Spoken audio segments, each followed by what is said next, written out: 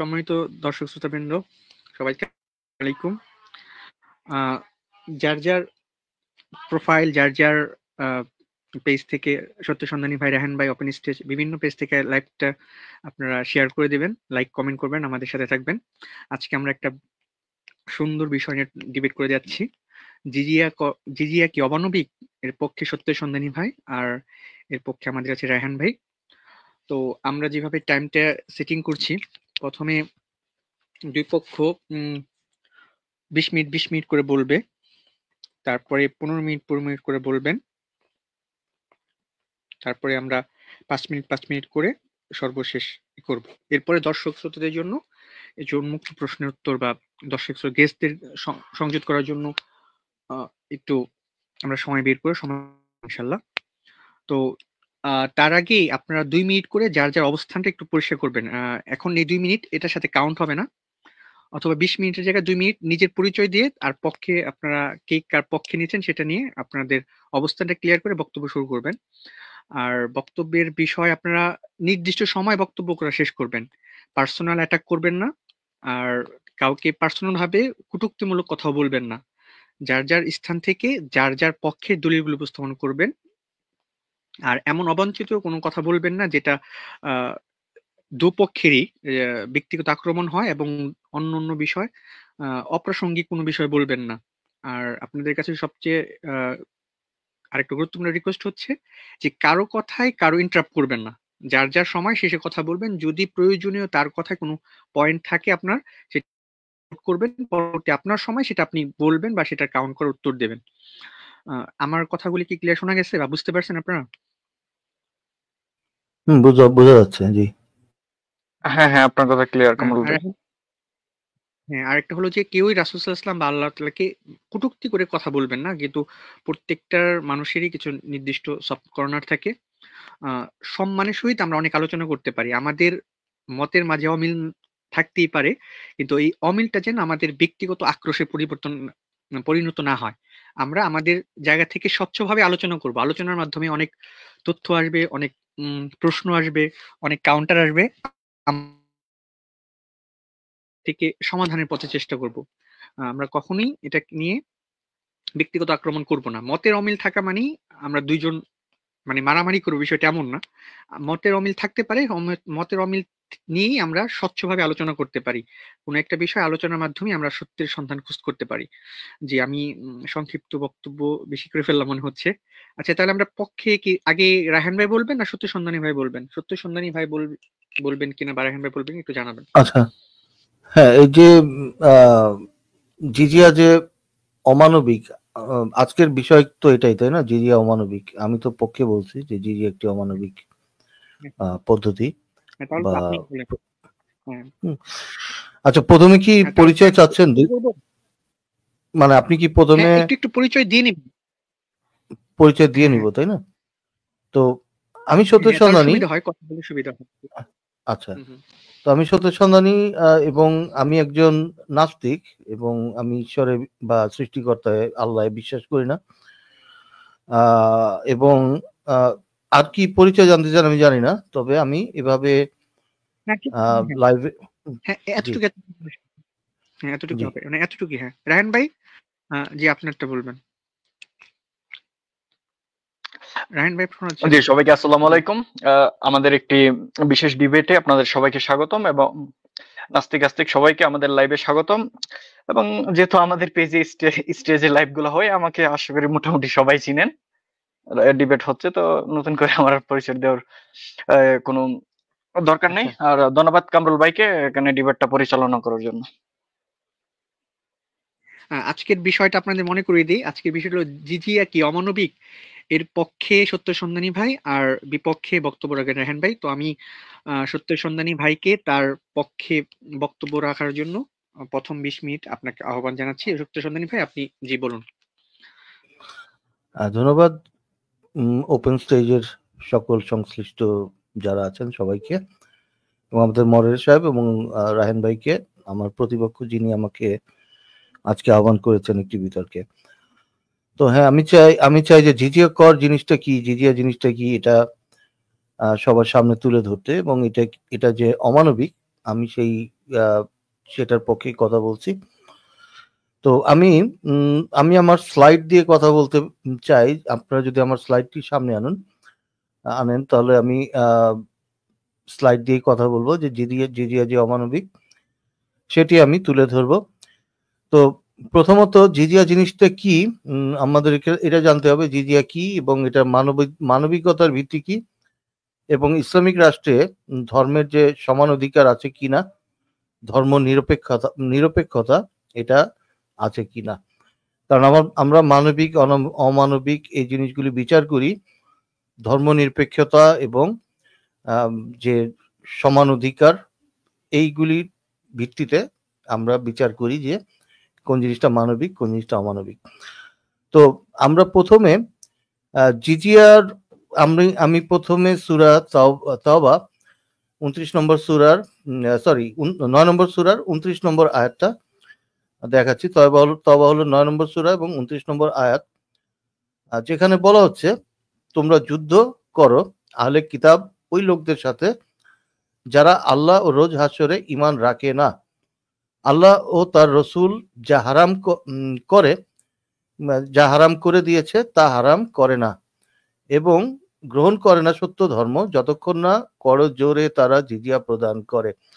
তাহলে এই সূরার এই আয়াতের মধ্যে আমরা দেখতে পাচ্ছি জিজিয়া প্রদানের নির্দেশ দেওয়া হচ্ছে যারা আহলে কিতাবের ওই ব্যক্তিরা যারা ইসলাম গ্রহণ করেনি, তার মানে আল্লাহকে মানে না, রসুলকে মানে না, রসুল যে হারাম করেছে তা হারাম করে না এবং তার নির্দেশ, মোট কথা যারা মুসলমান না, যারা রসুলের কথা মতো চলছে না, আল্লাহর কথা মতো চলছে না, তাদেরকে জিজিয়া দেওয়ার জন্য নির্দেশ দেওয়া হচ্ছে।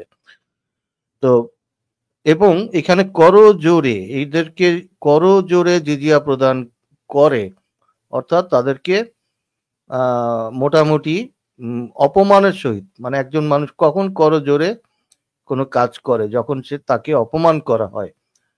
তো যারা এই কথাটা বলে যে ট্যাক্স দিতে হবে একটা রাষ্ট্রে, আপনি কখনোই ট্যাক্স করজোরে দিবেন না, তাই না? ট্যাক্স আপনি প্রদান করবেন সম্মানের সহিত আপনার রাষ্ট্রের প্রধানকে।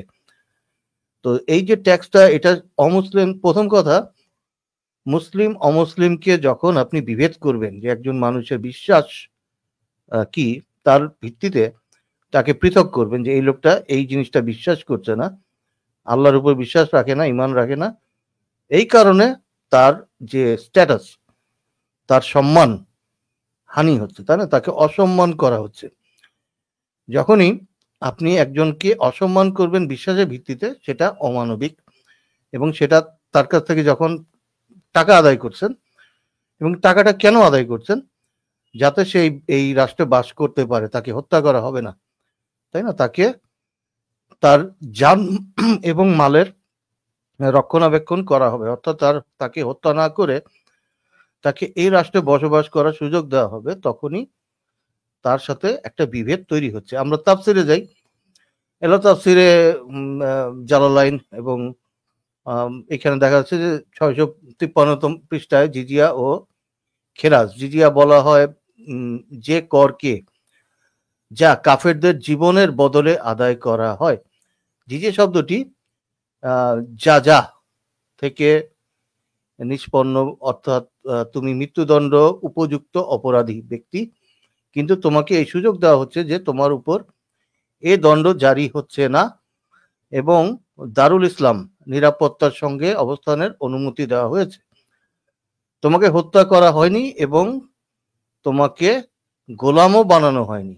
যেভাবে মুক্তিপণ আদায় করলে মৃত্যুদণ্ড বাতিল হয়ে যায়, ঠিক তেমনি ভাবে জিজিয়া আদায় করলেও হত্যার বিধান কার্যকর হয় না। অর্থাৎ আমরা একটু সহজভাবে বুঝতে চাই যে এই যে জিজিয়াটা কেন নেওয়া হচ্ছে, তাকে হত্যা করা হচ্ছে না, তাকে গোলাম বানানো হচ্ছে না, এবং তাকে এই দারুল হরব এখানে অর্থাৎ ইসলাম যে রাষ্ট্রে ইসলাম আছে, যে রাষ্ট্রে ইসলামের আপনার ইসলাম রাজত্ব করছে, দখল করেছে, সেই রাষ্ট্রে যারা ইসলাম মানে না তাদেরকে বসবাস করার জন্য, তাদেরকে হত্যা না করে, গোলাম না বানিয়ে, মৃত্যুদণ্ড বাতিল করে বসবাস করার অধিকার দেওয়া হচ্ছে এই টাকার মাধ্যমে। অর্থাৎ এটি একটি চাঁদা, এই চাঁদা বিনিময়ে তাদেরকে তাদের জীবনের জীবন বকশিশ দেওয়া হচ্ছে, জীবনকে দান করা হচ্ছে, যে তোমরা বাস করবে, তোমাদের জীবন নেওয়া হবে না, তোমরা এই অর্থ প্রদান করে এই রাষ্ট্রে বসবাস করতে পারবে, যেহেতু এটা ইসলামের অধিকার বা ইসলাম অধ্যুষিত রাষ্ট্র, তোমাদের মৃত্যুদণ্ড দেওয়া হচ্ছে না, তোমরা বসবাস করবে টাকার বিনিময়ে। এটাই হচ্ছে জিজিয়া। এটা আমরা পাচ্ছি তাফসিরে জালালাইন। এরপর আমরা দেখি আমরা ইবনে কাসিরের তাফসিরে যে লাঞ্ছিত অবস্থায় জিজিয়া, ইবনে কাসিরের তাফসির মসজিদুল হারামে। আচ্ছা, এখানে পুরাটা আমি না পড়ি, আমি শুধুমাত্র আন্ডারলাইন করা অংশটুকু পড়ছি। আহলে কিতাব জাতিসমূহ লাঞ্ছিত অবস্থায় তোমাদিগকে জিজিয়া কর না দেওয়া পর্যন্ত তোমরা তাদের বিরুদ্ধে যুদ্ধ করো। অর্থাৎ এই সূরার মধ্যে এটাই বলা হচ্ছে, যতক্ষণ না তারা জিজিয়া না প্রদান করবে, যতক্ষণ না জিজিয়া না দিবে, ততক্ষণ তারা তাদের সাথে যুদ্ধ করবে, এবং যুদ্ধ করার জন্য আদেশ দেওয়া হয়েছে যতক্ষণ না তারা জিজিয়া না প্রদান করে। তাহলে এই সূরার মধ্যে আমরা দেখতে পাচ্ছি যুদ্ধ করার আদেশ দেওয়া হচ্ছে যতক্ষণ না অমুসলিমরা জিজিয়া দেয়, অর্থাৎ এই টাকাটা দেওয়া হবে। এরপর আমরা আলেমগণের আমি কিছুটা শুনাই যে আলেমগণ কি বলছেন জিজিয়া সম্পর্কে। তো এটা কি জুলুম কিনা উনি ব্যাখ্যা করছেন, তো শুনেন। আরেকটা ইলজাম আমার কানে আসে, মুসলমান মানুষদের উপরে জুলুম করেছে। যে দেশগুলো মুসলমানরা তারা অর্জন করেছে, বিজয় করেছে, মুসলমানদের রাষ্ট্রে যারা থাকে তাদেরকে জিজিয়া বা কর দিয়ে থাকতে হয়। আমার কাছে কয়েকদিন আগে বলেছে যে হুজুর মুহাম্মদ রাসূল সাল্লাল্লাহু আলাইহি ওয়াসাল্লাম তিনি তো কাফেরদের উপরে জুলুম করতেন। জিজিয়া বলা হয় কোন দেশকে যদি জয় করে মুসলমানদের অধ্যুষিত দেশে যদি বিধর্মীরা অমুসলিমরা বসবাস করে, তাহলে মুসলমানদেরকে আনুগত্যের স্বীকৃতি হিসাবে একটা ট্যাক্স দিতে হয়, যেটাকে বলা হয় জিজিয়া।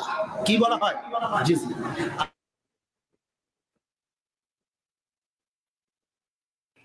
তাহলে আমরা কিছুটা জিজিয়া সম্পর্কে ধারণা পেলাম যে আসলে জিজিয়াটা কি।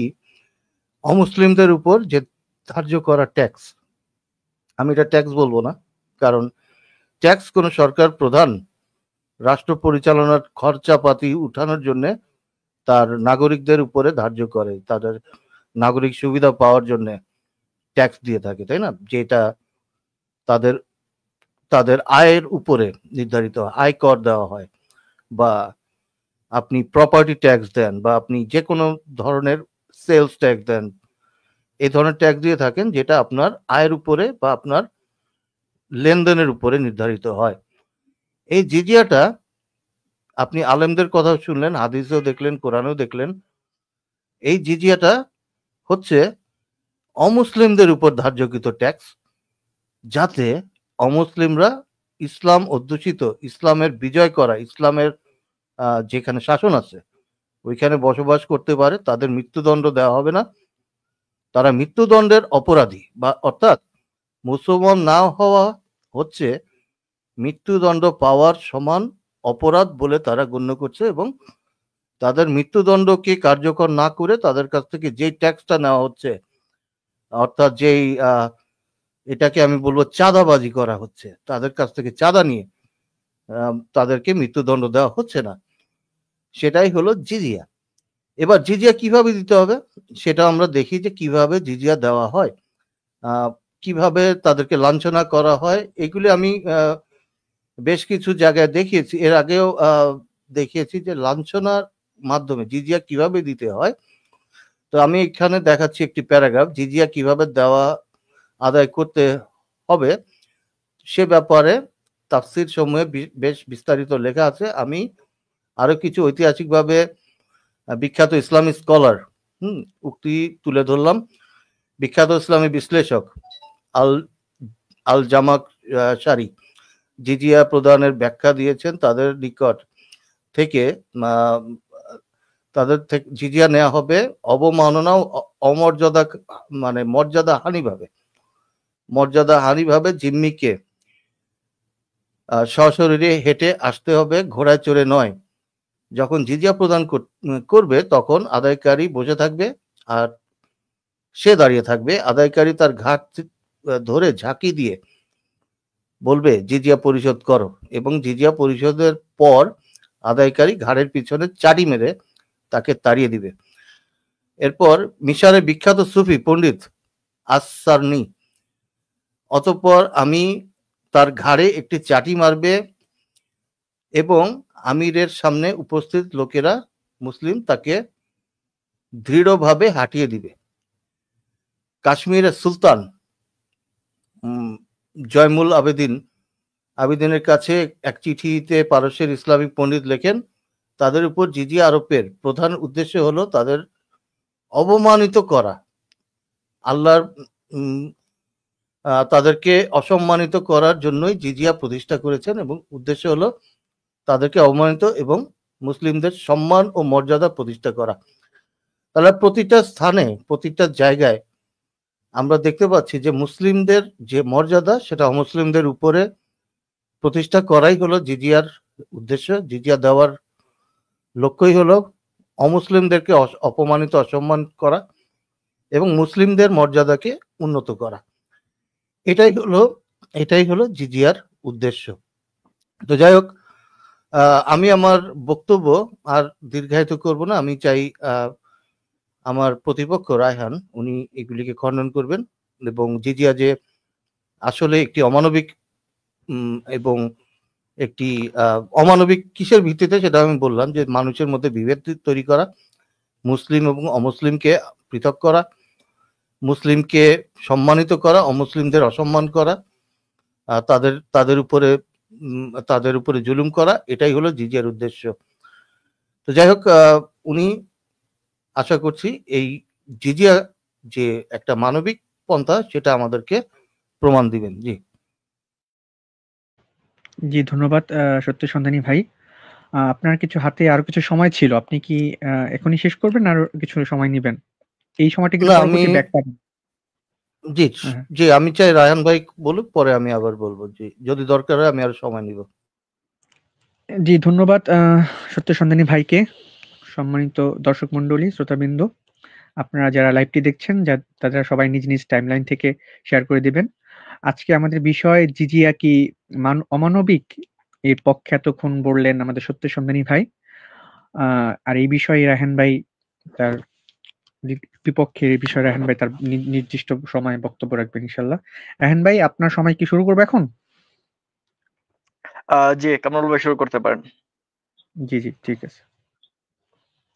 জি, শুরু করবো। হ্যাঁ, ধন্যবাদ সত্য সন্ধানী ভাইকে তার প্রেজেন্টেশনের জন্য, এবং কামরুল ভাইকে ধন্যবাদ, এবং দর্শক যারা আছেন সবাইকে আন্তরিক মোবারকবাদ। তো টপিক অনুযায়ী জিজিয়া কি অমানবিক কিনা, তো জিজিয়া অমানবিক কিনা এই নিয়ে আমি কিছু প্রথম জিজিয়া নিয়ে একটু আলোচনা করব, তারপর পরের রাউন্ডে হয়তো সত্য সন্ধানী বাইকে খণ্ডন করব। ফার্স্ট রাউন্ডে তো খণ্ডন করার কোনো নিয়ম নেই যেহেতু, তো আমি আমার শুরু করতেছি। জিজিয়া শব্দটা কি? জিজিয়া শব্দটা উৎপন্ন এর মাথাপিছু আয় ধার্য করা, ধার্য কর, অর্থকর। এটি ইসলামী রাষ্ট্রে অমুসলিম নাগরিকদের আহলুল জিম্মা বা জিম্মি এর উপর ধার্য করা হয়। জিজিয়া শব্দটির উৎপত্তি সম্পর্কে উৎপত্তি প্রসঙ্গে আলুসি রহিমাহুল্লাহ আল খাওয়ারিজমির মতে উদ্ধৃত দিয়ে বলেছেন, এটি ফার্সি গিরিয়াত শব্দ থেকে গৃহীত। রুহুল মানি 10 খণ্ডের 78 নম্বর পৃষ্ঠা, যার অর্থ খাজনা, জিম্মি শব্দের অর্থ সংরক্ষিত ব্যক্তি। এই শব্দ দ্বারা তাদেরকে বোঝানো হয় যারা জিম্মা বা নিরাপত্তা চুক্তি করা হয়। ইসলামী বিশ্বকোষ 401 নম্বর পৃষ্ঠা এটা পেয়ে যাবেন। ইসলামী রাষ্ট্রে যুদ্ধ করতে সক্ষম অমুসলিমদের সাথে ইসলামী রাষ্ট্রে যুদ্ধ করতে সক্ষম অমুসলিমদের থেকে দেশ রক্ষার দায়িত্বে যে মুক্তি দেবার বিনিময়ে প্রতি বছর যে অর্থ নেওয়া হয় সেটাকে জিজিয়া বলা হয়। এর বদলে যদি এই মনে করেন যে একজন কাফের সে ইসলামিক রাষ্ট্রে থাকবে, সে কারণে তার নিরাপত্তার স্বার্থে অন্য দেশের থেকে নিরাপত্তার জন্য সে যে আয় করটা দেবে সেটাকেই বলা হয় জিজিয়া, তার নিরাপত্তার স্বার্থে অন্য দেশের আক্রমণ থেকে। তো সেই নিরাপত্তাটা দিবে সরকার। এটা পেয়ে যাবেন ডক্টর আহমদ আলী, খলিফাতু রাসূল সাল্লাল্লাহু আলাইহি ওয়াসাল্লাম, আবু বকর as-সিদ্দিক, 356 পৃষ্ঠায়। জিজিয়া কর কেন দেবে, কারা দেবে এবং কেন দেবে? জিজিয়া কর দিবে সাধারণত পূর্ণবয়স্ক পুরুষরা।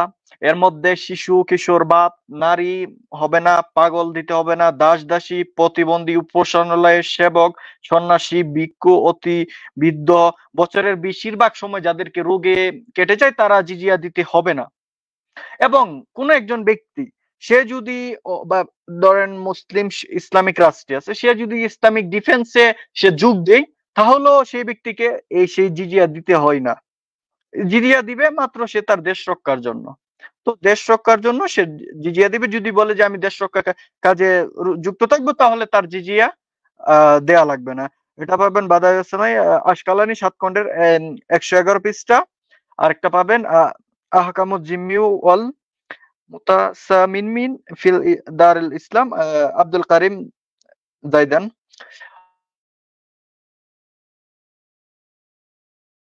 জিজিয়া নেয়া হয় ওই রাষ্ট্রের ওই অমুসলিম ব্যক্তির যদি সরকার নিরাপত্তা না নিশ্চিত করতে পারে, তার নিরাপত্তা যদি কোনো ভাবে বিঘ্ন ঘটে, তাহলে তার জিজিয়া ফেরত দেওয়া হয়।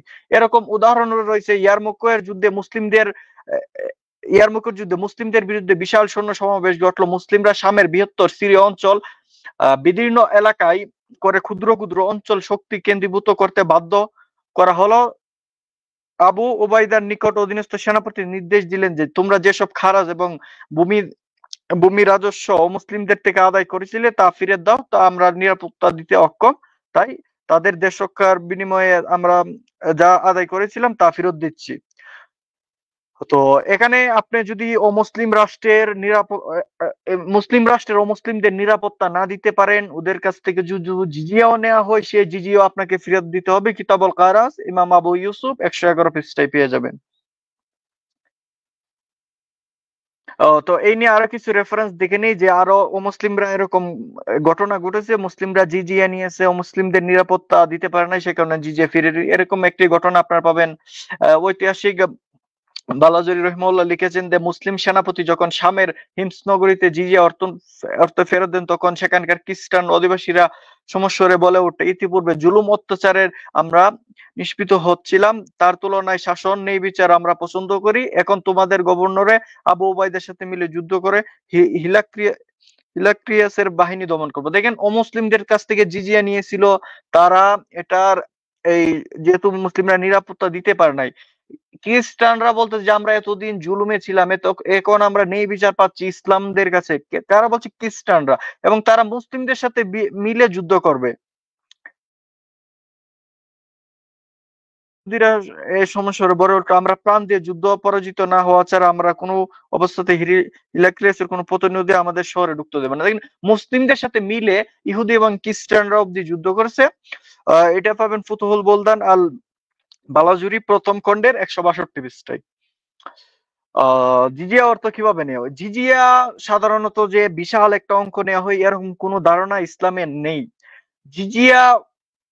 জিজিয়ার যে অর্থটা নেওয়া হয় অমুসলিম দিকের থেকে, যারা সচ্ছল তাদের কাছে একটু বেশি, যারা মধ্যবিত্ত তাদের থেকে আরো একটু কম, যারা গরিব তাদের থেকে আরো কম, আর যাদের উপার্জনের ব্যবস্থা নেই, দান দিক কইনা করে নির্ভর করে চলে, তাদের জিজিয়া ক্ষমা করে দেওয়া হয়। অধিকাংশ ইমামদের মতে জিজিয়ার কোনো নির্দিষ্ট কোনো পরিমাণ নেই। তো জিজিয়ার কিছু মূলনীতি পাওয়া যায়, তবে ফকিহগণ জিজিয়ার বিভিন্ন মুদ্রামান উল্লেখ করেছেন। এই মূলনীতি সাহাবীদের যুগের এখন উল্লেখ করছেন। তো ইসলামী রাষ্ট্র মুসলিমদের নাগরিকদের উপর সাধ্যের বাইরে জিজিয়া চাপানো যায় না। জিজিয়া অবশ্যই তাদের সাধ্য মতো হতে হবে। এটা কোথায় পাবেন? খলিফাতুর রাসূল সাল্লাল্লাহু আলাইহি ওয়াসাল্লাম, আবু বকর as-সিদ্দিক, ডক্টর আহমদ আলী 357 পৃষ্ঠায় লিংকও আছে। লিংকও আমি আপনাদের দিয়ে দেবো কমেন্টে, আপনারা যে কেউ চেক করতে পারেন। তারপর দেখি রাসূল সাল্লাল্লাহু আলাইহি ওয়াসাল্লাম বলছেন, সাবধান, কোন মুআহিদ বা চুক্তিবদ্ধ অমুসলিম নাগরিক এর উপর নিপীড়ন চালিয়ে তার অধিকার খর্ব করে তার ক্ষমতার বাইরে কষ্ট দিয়ে তার উপর কোনো জোর কোনো বস্তু নিয়ে যায়, কিয়ামতের দিন আমি তার পক্ষে আল্লাহর দরবারে অভিযোগ উপস্থাপন করব। সুনানে আবু দাউদ হাদিস নম্বর 3252। যে রাসূল সাল্লাল্লাহু আলাইহি ওয়াসাল্লাম বলতেছেন, কোন ব্যক্তির সাথে জোর জবরদস্তি করে কিছু নিয়ে গেলে সেটা আল্লাহর রাসূল এটার বিরুদ্ধে দাঁড়াবেন সেই ব্যক্তির পক্ষ নিয়ে, যে মজলুম। তারপর জিজিয়া দিতে অক্ষম ব্যক্তিকে কি এই মানে করেন যে জুলুম করে হয়, এইরকম একটা রেওয়াত পাওয়া যায়। হযরত উমরের শাসনকালে হযরত উমর বলছেন যে তোমরা সাধ্য বহির্ভূত বোঝা চাপিয়ে দিও না। রাসূল সাল্লাল্লাহু আলাইহি ওয়াসাল্লামকে বলতে শুনেছি, মানুষকে শাস্তি দিও না, আল্লাহ মানুষকে যারা অন্যায়ভাবে শাস্তি দিবে, আল্লাহ আখিরাতে তাদেরকে শাস্তি দিবেন। তো জিজিয়া অতিরিক্ত এই পরিশোধ করার না করার কারণে হযরত উমরের সাথীরা কেউ কেউ এই হযরত উমর ওই খলিফা থাকাকালীনই তাদেরকে এরকম এই মানে করেন যে নিষেধ করেছে, যাতে তাদের উপর কোনো কিছু চাপিয়ে না দেওয়া হয় এবং তাকে কষ্ট না দেওয়া হয়। তারপর আমরা আরো একটা জিনিস দেখি, হযরত খলিফা উমর রাদিয়াল্লাহু তাআলা আনহুর শাসন আমলে একজন জিজিয়া সংগ্রহণকারী তার সংগ্রহ জিজিয়া হযরত উমরের নিকট অর্পণ করলে এতে বিপুল পরিমাণ জিজিয়ার অর্থ দেখে উমর রাদিয়াল্লাহু তাআলা বিচলিত হয়ে পড়লেন। উমর রাদিয়াল্লাহু তাআলা তাকে বললেন, এ জনগণের উপর এগুলো চাপিয়ে দেননি তো? তিনি উত্তর বললেন, মোটেও না, শুধুমাত্র উদ্ধৃত বৈধ অংশই গ্রহণ করছে। হযরত উমর জিজ্ঞেস করলেন, কোন প্রকার চাপ কিংবা অত্যাচার ব্যতি রেখে? তিনি উত্তর বললেন, হ্যাঁ। এবং উমর রাদিয়াল্লাহু তাআলা বলেন, যাবতীয় প্রশংসা আল্লাহর, আমার শাসনকালে অমুসলিম প্রজাদের অত্যাচার হচ্ছে না। আল আমওয়াল, ইমাম আবু উবাইদ আল কাসিম, পৃষ্ঠা নং 43। তো এখানে দেখতেছেন যে হযরত উমর অতিরিক্ত জিজিয়ার পয়সা থেকে উনি বিচলিত হয়ে গেছেন। এখানে কি জোর করে কারোর থেকে কোনো টাকা নেওয়া হয়েছে নি, কারোর কাছ থেকে কষ্ট নেওয়া হয়েছে কিনা, এরকম একটা জিনিস দেখতেছেন। তো আমার একটা স্লাইড মিস হয়ে গেছিল যে হ্যাঁ, হযরত উমরের আমলে সিরিয়া থেকে ফেরার পথে এক স্থানে দেখলেন কয়েকজন লোককে প্রখর রোদে দাঁড় করিয়ে রাখা হচ্ছে। তিনি বললেন, ব্যাপার কি?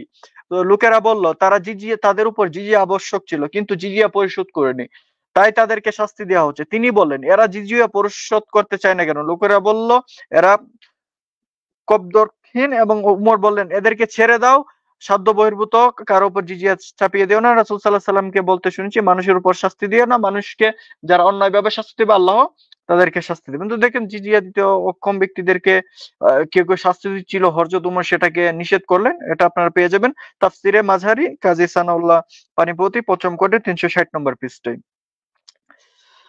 তো আমিরুল মুমিনিন হযরত উমরের একটা ওসিয়ত ছিল, আল্লাহ তাকে রাসূল সাল্লাল্লাহু আলাইহি সাল্লাম জিম্মিদের বিষয়ে ওসিয়ত করেছি যে তাদের সাথে কৃত অঙ্গীকার যেন পুরা করা হয়, তারা যেন কোনো শত্রু দ্বারা আক্রান্ত হলে তাদের পক্কা বিলম্বে যেন যুদ্ধ করা হয়, তাদের শক্তি সামর্থ্যের অধিকে জিজিয়া চাপিয়ে না দেওয়া হয়। সহিহ বুখারী 3435 নম্বর হাদিস। তো এখানে এই বিষয়টা হলো যে হযরত উমর ওসিয়ত করে গেছেন যে জিম্মিদের উপর যে অঙ্গীকার সেটা পালন করার জন্য, তারা যদি কোনো শত্রু দ্বারা আক্রান্ত হয় তাদের পক্ষ নেওয়ার জন্য, এবং তাদের সামর্থ্যের বাইরে কোনো কিছু চাপিয়ে যাতে না দেওয়া হয়। তো হযরত আবু বকরের এরকম একটা আচার পাওয়া যায়। প্রথম খলিফা আবু বকরের সময় এই অমুসলিম বৃদ্ধ অকর্মণ্য হয়ে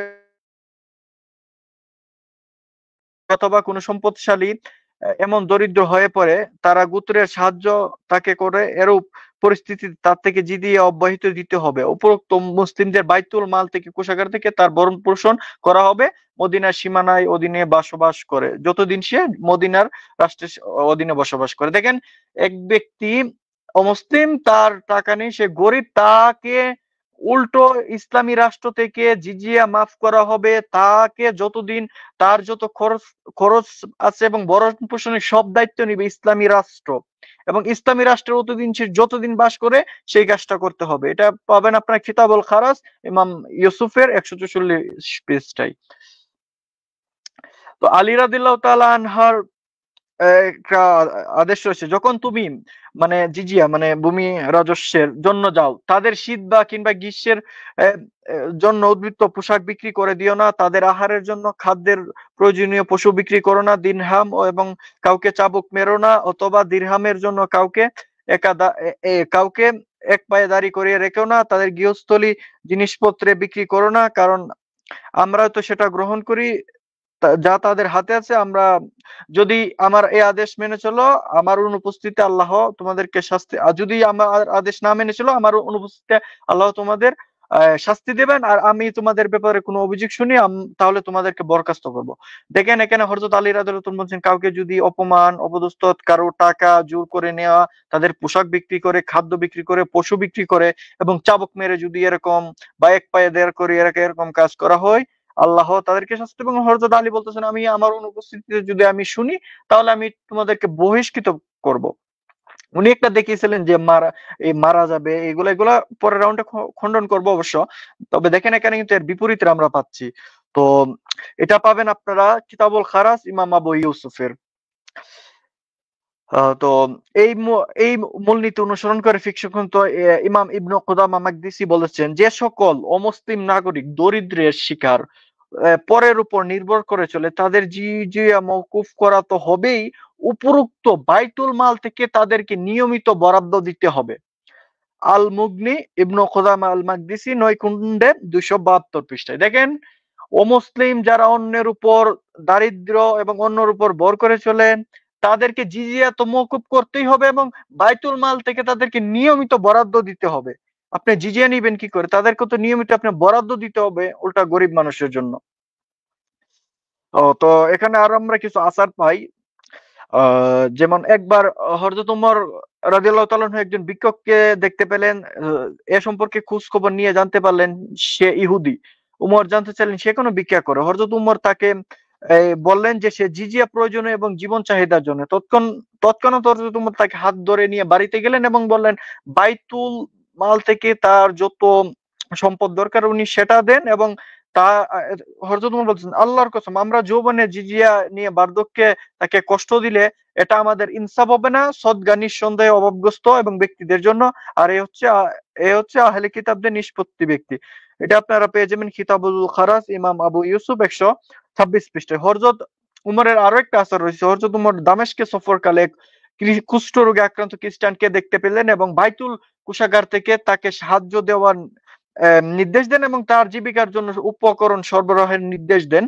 এটা পাবেন আপনারা ফুতুহুল বুলদান আল বালাজুরি 1 খণ্ডে 177 পৃষ্ঠা। দেখেন এখানে জিজিয়া নিবে কে এবং ও গরিব যে ব্যক্তিরা রয়েছে তাদেরকে জিজিয়া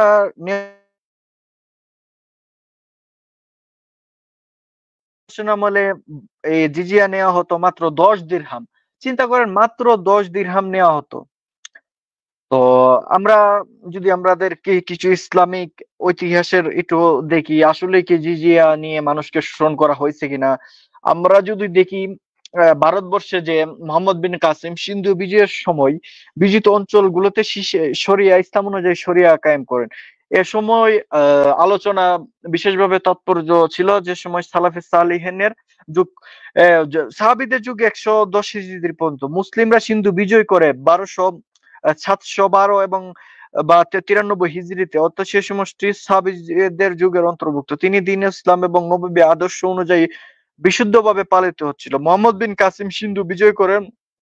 তার বিজিত অংশে স্থানীয় হিন্দু ধর্মাবলম্বী থেকে জিজিয়া গ্রহণ করেন। তাদেরকে ধর্মীয় স্বাধীনতা প্রদান করা হয়। তাদের থেকে ইসলাম গ্রহণ করতে জোর করা হয়নি, শোষণ করা হয়নি। মুসলিমদের তাদেরকে নিরাপত্তা প্রদান করা হয়। জাত বর্ণহীন এবং ইসলামের মহান আদর্শ দেয় তাদেরকে স্বতঃভাবে স্বতঃভাবে ইসলাম গ্রহণ করেছিল। এটা পাবেন আসহাবে রাসূল 1 খণ্ডে 8 পৃষ্ঠায়, এই হিস্টরি অফ সিন্ধ এটা পাবেন পাকিস্তানের, এবং এটার লিঙ্কও আছে, আমি লিঙ্কটা একটু দিয়ে দেবো। আরো পাবেন হিন্দুস্তানে আসে ইসলাম, ইসলামের হারানো ইতিহাস, সেটার লিঙ্কটা দিয়ে দেবো, আপনারা চেক করে নিয়ে যেতে পারেন।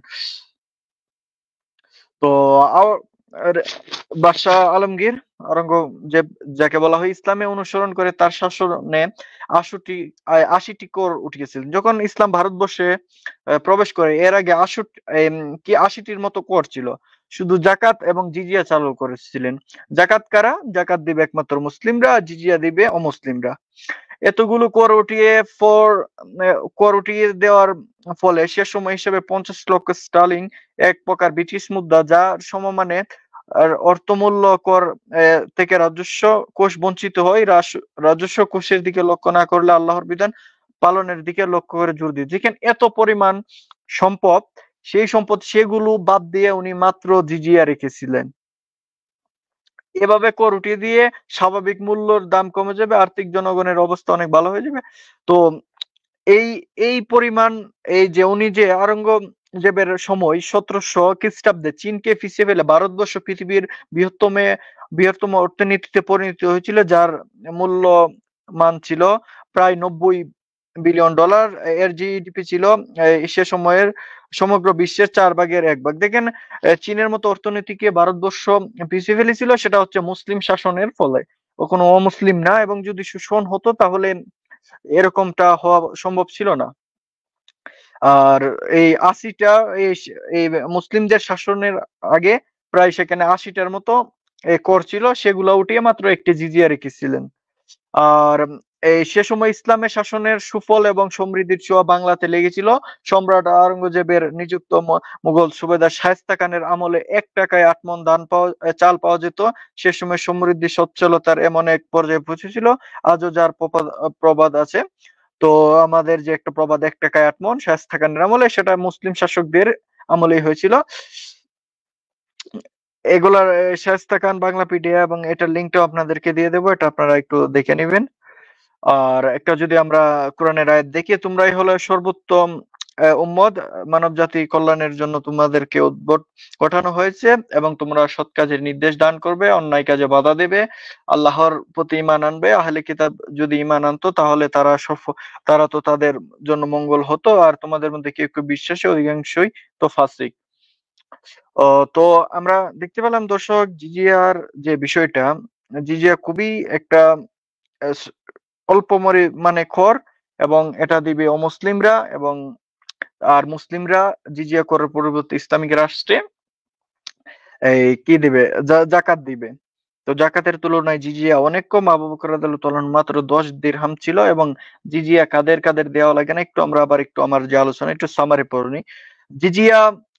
জিজিয়া কারা দেবে? যে রাসূল সাল্লাল্লাহু আলাইহি সাল্লাম বলেছেন যে তোমরা রাসূল সাল্লাল্লাহু চুক্তিবদ্ধ কাউকে নিপীড়ন করলে আমি তার বিরুদ্ধে দাঁড়াবো। অন্যান্য রাষ্ট্রের জিজিয়া দেবে, অন্যান্য রাষ্ট্রের হাত থেকে রক্ষা পাওয়ার জন্য। জিজিয়ার পরিমাণ হবে তার আর্থিক অবস্থা অনুযায়ী। জিজিয়ার জন্য কাউকে শাস্তি দেওয়া হলে হযরত উমর এটার বিরোধিতা করেছিলেন। হযরত উমরের ওসিয়ত ছিল সক্ষমতার বাইরে জিজিয়া চাপানো যাবে না। হযরত আবু বকর বলছিলেন বিপদে কারো টাকা নেই, তার থেকে জিজিয়া নেওয়া যাবে না, বরং বাইতুল মাল থেকে তাকে মানে করেন যে ভরণ পোষণ দিতে হবে। উল্টো হযরত আলী বলেন কেউ জিজিয়া টাকা না দিয়ে তাকে তার উপর কোনো চাপ দেওয়া যাবে না। ইমাম মাকদিসি বলেন অমুসলিম গরিব হয়ে তাদের থেকে তো জিজিয়া নিয়ে যাবে না, উপর বাইতুল মাল থেকে তাকে নিয়মিত টাকা দিতে হবে। হযরত উমরের সময়ে জিজিয়া দেওয়ার সময় কেউ ভিক্ষা করতেন, এবং তিনি বলেন এটা ইনসাফ হবে না, এবং জিজিয়া মওকুফ করে দেন। খ্রিস্টান রোগীকে দেখার পরেও হযরত উমর বলেছিলেন যে তো এই তাকে বাইতুল মাল থেকে যেন এই অর্থ সম্পদ দেওয়া হয়। হযরত আবু বকরের সময় জিজিয়ার পরিমাণ ছিল মাত্র 10 দিরহাম। তারপর রাসূল সাল্লাল্লাহু আলাইহি ওয়াসাল্লাম এটা আমি বলেছি, অন্য কারো এই জিজিয়া দিবে অন্য কারো হাত থেকে রাষ্ট্র। হ্যাঁ, আচ্ছা যাই হোক, এটা ডাবল হয়ে গেছে। তো এই ছিল আমার বক্তব্যের সামারি, যে তা কারো উপর জোর করে কোনো জিজিয়া নেওয়া যাবে না। তাকে অর্থ সম্পদ যদি সেই পরিমাণ না থাকে, তাকে উল্টো টাকা দিতে হবে, এবং জিজিয়া হতে হবে অবশ্যই সাধ্যের বাইরে। আর জিজিয়ার জন্য যে টপমান এগুলা কোনো ব্যক্তি থেকে পাওয়া যায়, এবং হযরত ওমর রাদিয়াল্লাহু তাআলা আনহু, হযরত আবু বকর এটার তাদেরকে অপমান হ্যাঁ, করতে ধন্যবাদ। হবে। রাহিন ভাই, আপনার সময় শেষ। রাহিন ভাই, আপনার সময় শেষ। শেষ করতে হবে। ওকে, জি ধন্যবাদ আমার কামরুল ভাই।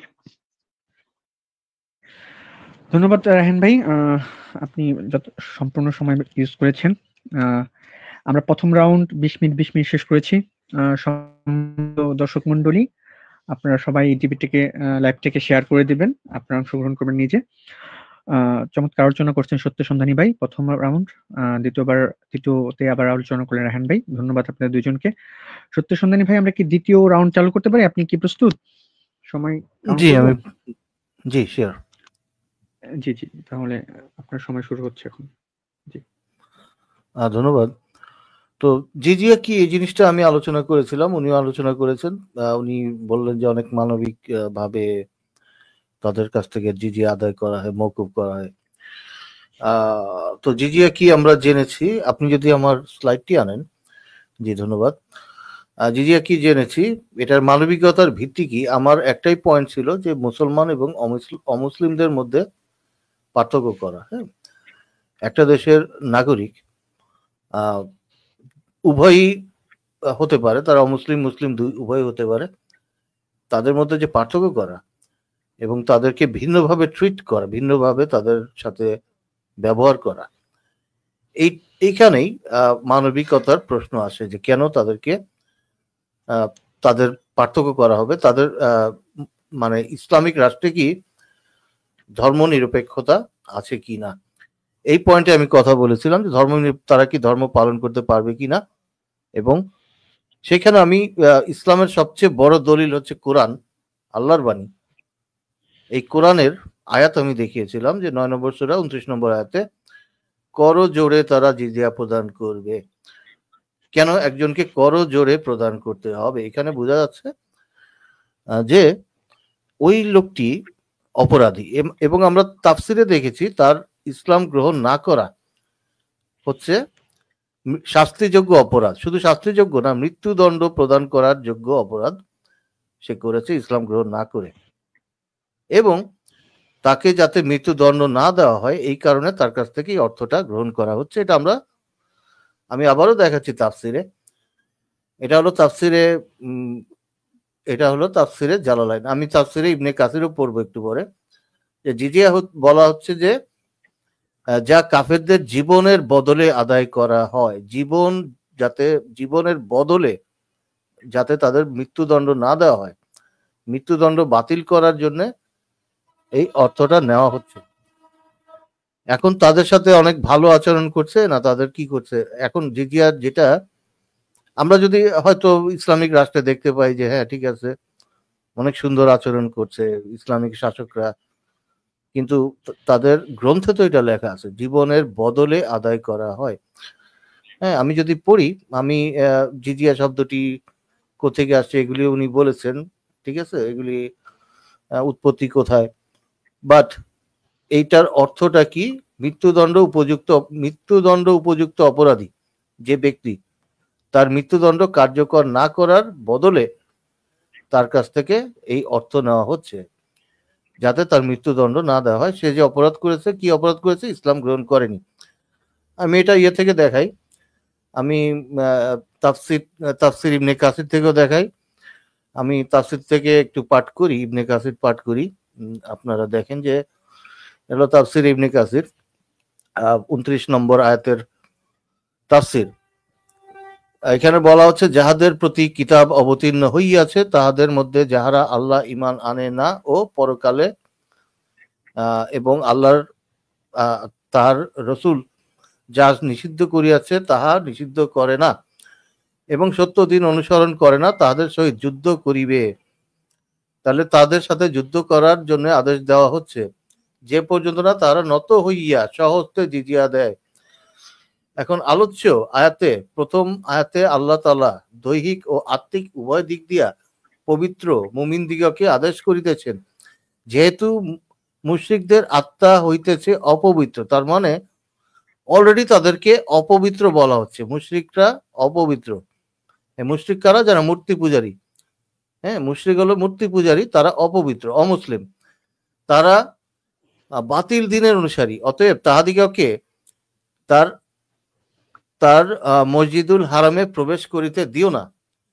মসজিদুল হারামে মুশরিকদের আগমন বন্ধ হইয়া যাইবে, ফলে মুসলমানদের যে আর্থিক ক্ষতি হইবে তৎ সম্বন্ধে আল্লাহ তাআলা বলিয়াছেন, আল্লাহ তাআলা অন্য পথে তোমাদিগকে অভাব মুক্ত করিয়া দিবেন। তিনি প্রজ্ঞাময় ও সূক্ষ্ম জ্ঞানী, তিনি ভালো রূপে জানেন তাদের বিষয়, কখন কিরূপ বিধান প্রবর্তন করিতে হইবে। দ্বিতীয় আয়াতে আল্লাহ তাআলা মুমিনদিগকে আদেশ করেছেন তাদের কিতাব জাতিসমূহ লাঞ্ছিত অবস্থায় তোমাদিগকে জিজিয়া কর না দেওয়া পর্যন্ত তোমরা তাদের বিরুদ্ধে যুদ্ধ করো। আচ্ছা, এটা দেখালাম। এরপরে আমি থেকে দেখাবো। এখানে দেখানো হচ্ছে লাঞ্ছিত অবস্থায় তাদের কাছ থেকে জিজিয়া নেওয়ার আদেশ দেওয়া হচ্ছে। এবার আমি হাদিস থেকে দেখাবো। এবারে দেখাচ্ছি যে এটা হলো hadithbidi.com থেকে দেখাচ্ছে, ইসলাম কবুল করতে অস্বীকার করলে, যারা ইসলাম কবুল করতে অস্বীকার করলে তুমি তাদের জিজিয়া প্রদান করতে আহ্বান জানাবে। কেউ যদি ইসলাম গ্রহণ না করে তাহলে তাদের প্রতি জিজিয়া প্রদান করার জন্য আহ্বান জানাও। তাও যদি তারা মেনে না নেয় তাহলে তুমি তাদের বিরুদ্ধে যুদ্ধ করবে। দেখেন, জিজিয়া দিতে না চাইলে তাদের বিরুদ্ধে যুদ্ধ করতে বলা হচ্ছে। মুগিরা বিন শুবা পারস্যের সম্রাট কেসরার গভর্নর বলেছিলেন, তোমরা যতক্ষণ না আল্লাহর ইবাদত করবে অথবা জিজিয়া প্রদান না করবে ততক্ষণ আমাদের নবী তোমাদের বিরুদ্ধে যুদ্ধ করার আদেশ দিয়েছেন। নবী সাল্লাল্লাহু আলাইহি সাল্লাম কুরাইশদেরকে বলেছিলেন, তোমরা কি এমন একটি বাক্য মেনে নিবে যাতে আরবরা তোমাদের আনুগত্য করবে এবং অন্যরা তোমাদের কাছে জিজিয়া পাঠাবে? তারা বলল, সেটি কি? নবী সাল্লাল্লাহু আলাইহি সাল্লাম বললেন, তা হচ্ছে লা ইলাহা ইল্লাল্লাহ। তার মানে লা ইলাহা ইল্লাল্লাহ না বলা পর্যন্ত তাদের বিরুদ্ধে জিহাদ চালাও, তাদের সাথে যুদ্ধ করো অথবা তাদের কাছ থেকে জিজিয়া আদায় করো। তাহলে এই যে জিজিয়াটা, এটা কেন নেওয়া হচ্ছে? এখানে আরো আছে যে 30টা ঘোড়া এবং হাবিজাবি তারা নিছে, উট ঘোড়া নিছে। নবী সাল্লাল্লাহু আলাইহি সাল্লাম নাজারদের খ্রিস্টানদের সাথে এই শর্তে চুক্তি করলেন যে তারা প্রত্যেক বছর মুসলমানদেরকে 2000 জোড়া কাপড় দিবেন এবং 30টি বর্ম, 30টি ঘোড়া, 30টি উট, প্রত্যেককে প্রকার যুদ্ধাস্ত্র থেকে 30টি করে অস্ত্র মুসলমানদেরকে এই শর্তে দিবে যে এগুলি দিয়ে জিহাদ করবে, পরে সেগুলি তাদের কাছে ফেরত দেওয়া হবে। যতদিন এগুলি মুসলিমদের হাতে থাকবে ততদিন মুসলমান এগুলিকে জিম্মাদার হবে, এর বিনিময়ে তাদের ইবাদত ভাঙা হবে না, ইবাদত খানা। তাহলে এগুলি দিলে পরে খ্রিস্টানদেরকে ইবাদত তাদের ওগুলি ভাঙা হবে না, না দিলে পরে ভাঙা হবে। তো এই যে আমরা জানি যে কালো জাহাঙ্গীর বলে যে তোমরা এই যে টাকা দাও তাহলে তোমাদেরকে আমি আক্রমণ করব না। তো এটাকে কি বলা যায়? এটাকে বলা যায় চাঁদাবাজি। হ্যাঁ, তোমরা যদি এগুলি দাও তাহলে এখানে আরো আছে দিন ছাড়া সুদের ব্যবসায় হাবিজাবি লেখা আছে। দেখেন, সুদকে অপকর্ম শর্ত করা হলো, তারা যদি করে তাহলে চুক্তি ভঙ্গ করা বলে গণ্য হবে তাদের উপরে। তখন নবী তখন মুয়াজ বিন জাবালকে ইয়ামান পাঠালেন। তখন প্রত্যেক প্রাপ্তবয়স্ক লোকের নিকট হতে এক দিনার করে অথবা তার সমলে ইয়ামেনে তৈরি মুয়াফের নামক কাপড় জিজিয়া কর হিসেবে গ্রহণ করার আদেশ দিয়েছিলেন। তো আমি এগুলি আরো পড়তে চাই না, কারণ অনেক বর্ণনা আছে জিজিয়া কর কিভাবে আপনার আদায় করছিল। বাট আমরা এখানে স্পষ্ট যে জিনিসটা সেটা হচ্ছে যে মুসলিম যদি না হয় কেউ, তার উপরে চাঁদাবাজি করাটা এটা ইসলাম জায়েজ করেছে এবং এটা তাদের কিতাবে আছে। এখন আপনি বিভিন্ন জায়গা থেকে দেখাচ্ছেন যে আলী এটা করছে বা অন্য আপনার যারা শাসকরা করছে, হ্যাঁ, জাহাঙ্গীর কি বলে আওরঙ্গজেব বা আকবর, যাই হোক, তারা অনেক সুন্দর জিনিস করছে। কিন্তু এই জিনিসটা আলটিমেটলি দেখা যাচ্ছে কি যে এই ইসলাম গ্রহণ না করার জন্য তাদেরকে যুদ্ধ করার আদেশ দেওয়া হচ্ছে। তারা যদি ইসলাম গ্রহণ না করে এবং ওইগুলি না দেয়, খ্রিস্টানদেরকেও বলা হচ্ছে তোমরা যদি এগুলি না দাও তাহলে তোমাদের যে উপাসনালয় আমরা ভেঙে দিব, তাই না, উপাসনালয় ধ্বংস করে দিব। তো এইটা কখন বলে যে যদি তুমি থাকতে চাও আমাদের দেশে তাহলে আমাদেরকে টাকা দিবা, আর যদি টাকা না দাও তাহলে তোমাদের আমি ধ্বংস করে দিব। তো এটা বলে হচ্ছে যে কালা জাহাঙ্গীর। হ্যাঁ, কালা জাহাঙ্গীর বলে, এবং কালা জাহাঙ্গীর বলে যে তুমি যদি তোমার এই তোমার সংসার নিয়ে সুন্দর মতো বাঁচতে চাও তাহলে প্রতি মাসে আমাকে টাকা দিবা, এবং তুমি যদি টাকা না দাও তাহলে কিন্তু তোমাকে রক্ষা করার কেউ থাকবে না। কাদের থেকে রক্ষা করবে ভাই? মুসলমানরা মানে তারা মুসলমানের দেশে বাস করছে, তাহলে মুসলমানরা মানে তাদের আক্রমণ মানে তাদের কি ওই মুসলমান থেকেই তো রক্ষা করতে হবে নাকি না অন্যদের বাইরে থেকে কেউ আসবে? তো বাইরে থেকে যদি কেউ আসে, অমুসলিম আসে, তো প্রথমে তো যুদ্ধ হবে ওই দেশের সাথে দেশের, নাকি তারা এসে ওই অমুসলিমদের সাথে যুদ্ধ করবে? তো এরকম না যে অমুসলিমরা এসে ওই অমুসলিমদের সাথে যুদ্ধ করবে, সেটা তো হয় না। তো মুসলমান থেকেই রক্ষা করার জন্য টাকাটা নেওয়া হচ্ছে, জিজিয়া নেওয়া হচ্ছে। তো দেখা যাচ্ছে যে বিভিন্নভাবে মানে মেইনলি মুসলিম হওয়ার জন্য প্রেসার ক্রিয়েট করা, আপনাকে জোর করে ইসলাম গ্রহণ করার জন্য প্রেশার দেওয়া, এটা একটা উদ্দেশ্য। তাদেরকে বলা হচ্ছে যে তোমরা যদি ইসলাম গ্রহণ না করো, লা ইলাহা ইল্লাল্লাহ যদি পাঠ না করো, কলেমা পাঠ না করো, তাহলে তোমাদেরকে জিজিয়া দিতে হবে। আর যদি মুসলমান হয়ে যাও তাহলে পরে তোমাদের উপরে জিজিয়া প্রয়োগ করা হবে না। তখন তো এই এই শর্তে তাদেরকে ইসলাম অধ্যুষিত রাষ্ট্রে বসবাস করার অধিকার দেওয়া হয়। মানুষের মধ্যে বিভেদ, আমার প্রথম কথা, আমি ইসলাম মানি না হিন্দু মানি না খ্রিস্টান মানি, এর উপর ভিত্তি করে তো মানুষে বিভেদ করা এটা অমানবিক, প্রথম কথা। আর আমার পয়েন্ট যেটা ছিল সেটা হচ্ছে যে কোন ইসলামিক রাষ্ট্রে কি সকল ধর্মের সমান অধিকার আছে কিনা, অন্য ধর্মের অধিকার কি একজন মুসলমানের সমান কিনা। তো এখানে আমরা দেখছি যে একজন মুসলমানকে অনেক বেশি মর্যাদা দেওয়া হয়, অমুসলিমকে লাঞ্ছিত করা হয়, তাদেরকে অমর্যাদা দেওয়া হয়, এবং মুসলিমকে সবচেয়ে বেশি মর্যাদা দেওয়া হয়। তো একজন মুসলিমের মর্যাদা যদি অমুসলিমের চেয়ে অধিক থাকে, সেটাই একটি অমানবিক বিষয়। এবং এই জিজিয়ার মাধ্যমে এটা আরো বেশি ক্লিয়ার হয়, পরিষ্কার হয় যে একজন অমুসলিমকে বাধ্য করা হচ্ছে, তাদেরকে লাঞ্ছিত করা হচ্ছে। আমি আবারও কোরআন আয়াত দেখাই, আপনারা কোরআনের আয়াত দেখেন, আল্লাহ কি বলছেন। হ্যাঁ, অন্য কে কি বলছে আমি জানি না ভাই, আপনি অন্য কোনো কিতাব থেকে দেখাতে পারেন। এখানে করজোড়ে কথাটা কিন্তু লেখা আছে 9 নম্বর সূরা 29 নম্বর আয়াতে, করজোড়ে। তাহলে আল্লাহ, এটা কথাটা কার? এই কথাটা আল্লাহর।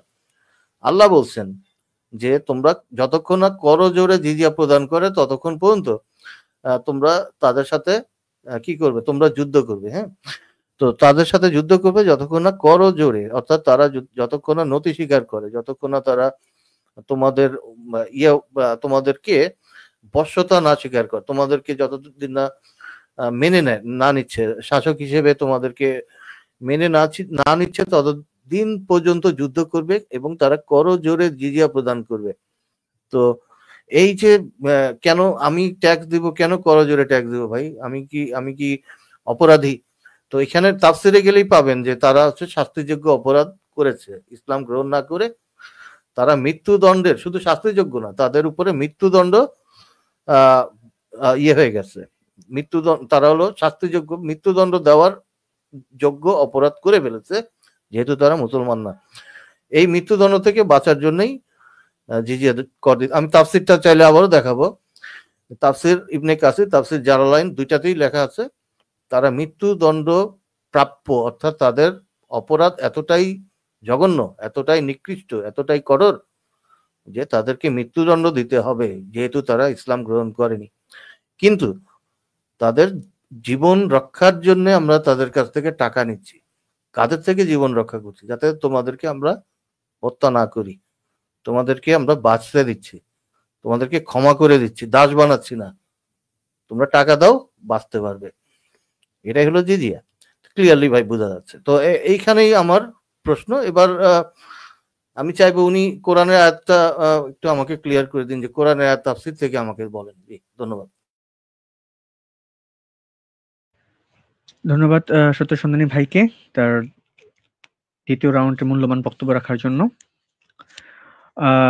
আমাদের আজকের বিষয় হলো জিজিয়া কি মানবিক, এই বিষয়ে পক্ষে ছিলেন সত্য সন্ধানী ভাই, তার দ্বিতীয় রাউন্ড বক্তব্য শেষ করলেন। একই বিষয়ে তার বক্তব্য রাখবেন আমাদের রায়হান ভাই। রায়হান ভাই, আপনি কি দ্বিতীয় রাউন্ডের জন্য প্রস্তুত? হ্যাঁ, অবশ্যই। জি, তাহলে আপনি আপনার শুরু করবো? হ্যাঁ জি, করতে পারেন। আচ্ছা, দর্শক, প্রথম বিষয় হলো আমাদেরকে ইসলামের একটা উসুল বুঝতে হবে। আমি যে রেফারেন্স গুলো দেখিয়েছি সবগুলো হচ্ছে আসার, সাহাবীদের আসার, যেটাকে মাকতু হাদিস বলে। রাসূল সাল্লাল্লাহু আলাইহি ওয়াসাল্লাম বলেছে, আমার পরে তোমরা আমার সাহাবীদের সুন্নাহকে আঁকড়ে ধরো। মানে আসহাবি ওয়ালাহি এবং খুলাফায়ে রাশিদিনের কথা কোন হাদিসে আসছে। আর আমার পরে 3 যুগ, আমার সাহাবীরা, এরপরে যে যুগটা হবে এটাকে আমরা বলি তাবেঈ যুগ। 3 যুগকে আঁকড়ে ধরো। তো জিজিয়া নেওয়ার সময় কি করা হবে, কোরআনের আয়াতে বা হাদিসে তেরকম স্পষ্ট কিছু নাই। সবটাই আমাদের নিতে হয় আসার থেকে, সাহাবীদের আমল থেকে। আসার বলতে সাহাবীদেরকে আমলকে আমরা বলতেছি আসার। তো সেই আসারে যদি আমরা যাই যে সাহাবীরা কিভাবে জিজিয়া নিয়েছে, সাহাবীরা তো কেউ রোগে আক্রান্ত তাই সেও জিজিয়া দেয় নাই, কেউ অসুস্থ সেও জিজিয়া দেয় নাই। উল্টা বাইতুল মাল থেকে টাকা দেওয়া হচ্ছে, রোগে দুগে কেটে গেল নাই, যার সক্ষমতা নাই, কেউ বিপদে বললেও টাকা নাই। জিজিয়া নিয়েছিলেন মাত্র আবু বকর রাদিয়াল্লাহু তাআলা আনহু 10 দিরহাম। এবং জিজিয়ার যে বিষয়টা এটা কিভাবে হবে, কিভাবে নেওয়া হবে, অপমান করা হবে কি হবে না, ওই যে তাফসির থেকে উনি যেগুলা দেখাইতেছেন সেগুলার থেকে তো সবচেয়ে অথেন্টিক হচ্ছে আমার সাহাবীদের আসার। এবং উনি লাস্টের প্রথমবার যে এই জিজিয়া নেওয়ার সময় যেটা দেখেছিলেন সেটা রেফারেন্সও দেন নাই যে ঘুষি মারতে হবে, চাপাতি নাকি মারতে হবে না, চাপড়ি নাকি জানি একটা মারতে হবে লেখা ছিল, যাই হোক মনে নাই, ওইটা রেফারেন্সও দেন নাই কোন কিতাব থেকে। আশা করি রেফারেন্সটাও দিবেন, দেখবো। তো এই যে যে উনি যেগুলা তাফসির থেকে দেখাইতেছেন, তাফসির থেকে সবচেয়ে অথেন্টিক হচ্ছে সাহাবীরা তো ইসলামিক রাষ্ট্র পরিচালনা করছেন। উনারা কিভাবে করছেন উনাদের থেকেই তো আমরা নিব যে কিভাবে আসলে ইসলামী রাষ্ট্রটা পরিচালনা হয়, সেটা তো সাহাবীরা ভালো বলতে পারবে। কোন কোন কি তাফসিরে কি লেখছে, আচ্ছা তারপরে উনি যে আয়াতটা নিয়ে আসছেন, তারপর সেটা কেন মানবিক, এটা উনি বলছেন ট্যাক্স দিলে আমি কেন নত হয়ে দিব। ভাই, ইসলামে অমুসলিমরা ট্যাক্স দেয়, ট্যাক্স হিসেবে যেটা আমরা ধরতেছি জিজিয়া। ভাই, সে যদি ইসলামী রাষ্ট্রে রক্ষণাবেক্ষণের কাজে লাগে তো তাকে তো আর আর উনি বলতেছেন তাই ওই একটা তাফসীর থেকে যে হত্যার কারণে। ভাই, জিজিয়া কারা দেয়? জিজিয়া এখানে দুই ক্যাটাগরির হতে পারে। কেউ যদি এমনি আসে ইসলামিক রাষ্ট্রে বসবাস করে, অথবা যুদ্ধের মাধ্যমে যদি কেউ জিজিয়া দেয়। ভাই, যুদ্ধ কেন হয়? যুদ্ধ তো সে আসছিল আমাকে হত্যা করার জন্য। সে আমাকে হত্যা করবে, আমার রাষ্ট্র দখল করবে, বা তার রাষ্ট্র আমি দখল করবো, এরকম জিহাদের ওইটাতে যদি দিই আমরা ভিন্ন বিষয়। জিহাদ তো সে আমাকে হত্যা করবে, না হয় আমি তাকে হত্যা করবো, এরকম একটা পরিস্থিতি নিয়ে সে এসেছে। তো সেই বিষয়ে আর আমরা গেলাম না। তো সে আমাকে যেহেতু হত্যা করতে পারছে, তো আমার মনে করেন যে এটা তো হইতেছে, আমার এখানে রাইটস বানতেছে, আমি তাকে হত্যা করব বা সে আমাকে হত্যা করবে জিহাদে, এটা তো একটা স্বাভাবিক বিষয়। সেটাতে আমরা গেলাম না। তো উনি যে তাও আবার আয়াতটা নিয়ে আসছিলেন, যতক্ষণ না তারা স্বহস্তে নত হয়ে জিজিয়া দেই, বশ্যতা সহকারে জিজিয়া দেই, বা অধীনতা স্বীকার করে অথবা নত হওয়াতে জিজিয়া দেই। এই আয়াতের কয়েকটা অনুবাদ হচ্ছে এটা। তো এটা যদি আমরা একটু দেখি, আলোচ্য আয়াতে কথাটির ব্যাখ্যায় সিগারু কথাটি ব্যাখ্যায় কিছু কিছু ফিকে উদ্ধৃতি দিয়ে ইসলাম বিরোধীরা দাবি করে যে ইসলামী রাষ্ট্র মুসলিমদের নাগরিকদের কোনো কারণ ছাড়াই হেনস্থায় অপদস্থ মারধর ইচ্ছেতেই করতে হবে। তো এই প্রসঙ্গে ইবনে কাইয়ুম বলেন, এই লোকেরা এই শব্দটির তাফসীর নিয়ে মতভেদ আছে। যারা জিজিয়া প্রদান করে তাদেরকে এই অবস্থায় সম্মুখীন হতে হবে। ইকরিমা বলেছেন এর ব্যাখ্যা জিজিয়া দ্বারা তারা দাঁড়িয়ে প্রদান করবে, আর যারা গ্রহণ করবে তারা বসে গ্রহণ করবে। এক দলের বক্তব্য বলে সশরীরে জিজিয়া নিয়ে হেঁটে আসবে, কোনো বাহন ছাড়া আসবে না, দীর্ঘ সময় দাঁড়িয়ে থাকবে, তাকে জোর করে জিজিয়া সংগ্রহ করে টেনে হিঁচড়ে নিয়ে যাওয়া হবে, তার হাত ধরে টানা হবে, অপদস্থ দেখিয়েছেন। এই সবগুলো এমন কাজ এর পক্ষে কোনো দলিল নেই। সূরা তওবার ২৯ এর আয়াতের দাবিও এরকম কিছু নয়। রাসূল সাল্লাল্লাহু আলাইহি সাল্লামের থেকে এমন কিছু বর্ণিত হয়নি। কোন সাহাবীদের এমন কোন এ এ কর্ম পাওয়া যায় না। এই আয়াতের সঠিক ব্যাখ্যা হলো এই এই তাদের ইসলামী মতাদর্শ বিধিবিধান বাস্তবায়নে মেনে নেওয়ার ব্যাপারে আনুগত্য এবং জিজিয়া প্রদানকে বোঝাচ্ছে। আর আর আনুগত্যই আহলু কি আহকামুল আহলি জিম্মা ইবনুল কাইয়্যিম জাওজিয়া প্রথম খণ্ডের 120 থেকে 121 পৃষ্ঠা। ভাই, দেখেন, আমরা যদি কোরআন সবচেয়ে ভালো বুঝতে চাই, রাসূল সাল্লাল্লাহু আলাইহি সাল্লাম বুঝেছেন, তারপর সাহাবীরা বুঝেছেন। তো এই এই যে আয়াতে যে নত হয়ে যে শব্দ দিয়ে ব্যাখ্যা করছেন, ওই আয়াত দিয়ে উনি যে তাফসীর থেকে কিছু রেফারেন্স দিয়েছেন, এটা এখানে ইবনুল কাইয়্যিম জাওজিও নিয়ে এসেছেন। এইরকম কোনো কিছু কোনো সাহাবীদের থেকে পাওয়া যায় না, রাসূল সাল্লাল্লাহু আলাইহি সাল্লামের থেকে পাওয়া যায় না। এরকম কিছু যদি না পাওয়া যায়, সেটা তো ইসলামের দলিল হিসেবে যে ব্যাখ্যাটা করবে সাহাবীরা, সেটাই তো দলিল হবে। তো তারা তো কিভাবে করেছেন আমি দেখিয়েছি। গরিব, ফকির, মিসকিন, ধর্মযাজক, এদেরকে কোনো টাকা ট্যাক্স দিতে হয় না। উল্টো এরা যদি গরিব হয়, উল্টো বাইতুল মাল থেকে পাবে। তো উনি যেগুলো আনছেন আসলে এগুলা দলিল না পাওয়ার কারণে এগুলা হচ্ছে বাতিল। তারপর এই ব্যাপারে আপনারা ইমাম নববীকে চিনেন, বিখ্যাত এ, একজন ইমাম। জিজিয়া গ্রহণের ব্যাপারে বশ্যতা অপমানিত করার জন্য কাজী জিম্মিকে দাঁড়িয়ে থাকতে হবে এবং সে মুসলিম জিজিয়া গ্রহণ করবে, বসে থাকবে, তাকে তলি ধরে বের করবে এবং তার পিঠ ঝুঁকাবে, মাথা নত করবে, দাড়িপাল্লা আর মধ্যে যা কিছু সব ঢেলে দিবে, জিজিয়া সংগ্রহ গ্রাহক দাড়ি ধরবে এবং গালে থাপ্পড় মারবে, তার চোয়াল কানের মধ্যবর্তী মাংসস্থলে দাড়ির মাঝে। কারো কারো মতে এর অর্থ হচ্ছে এই। আমি ইমাম নববী বলি, শুরুতে যেসব কর্মের কথা উল্লেখ করা হলো এসবের কোনো গ্রহণযোগ্যতা ভিত্তি আমাদের জানা নেই। মানে এই যে মারা হবে, অপমান করা হবে, হ্যাঁ, ওই উনি সত্যসন্ধানী ভাই বলেছিলেন যে এরকম কোনো কিছুরই ভিত্তি নেই। কে বলতেছেন? ইমাম নববী এবং ইবনুল কাইয়িম জাওজিয়া ওনারা বলতেছেন যে সাহাবী রাসূল থেকে এরকম কোনো কিছু বর্ণিত হয়নি। তো ইবনুল কাইয়িম কে ছিলেন, ইমাম নববী কে ছিলেন, আশা করি অনেকেই চিনেন। আপনারা একটু দেখে নেবেন ওনারা কে ছিলেন।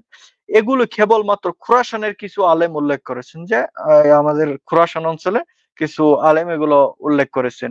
অধিকাংশ আলেম উল্লেখ করেছেন জিজিয়া নিতে হবে নম্রতার সাথে, এমন ভাবে যেন ঋণ নিচ্ছে সঠিক অভিমত হচ্ছে।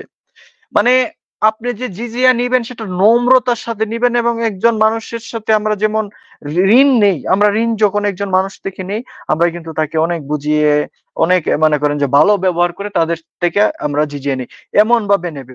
সঠিক অভিমত হচ্ছে শুরুতে উল্লেখিত এই সমস্ত কর্মই বাতিল। এই যে হাততালি, এগুলা দাড়ি ধরে টান টুন মারা, এগুলা সবই হচ্ছে বাতিল, কর্ম বাতিল। যার উদ্ভাবন করেছে তাদের উচিত এগুলো পরিত্যাগ করা। যারা এগুলা বলতেছে, কিছু কিছু তাফসীর আছে, তাদের উচিত এগুলা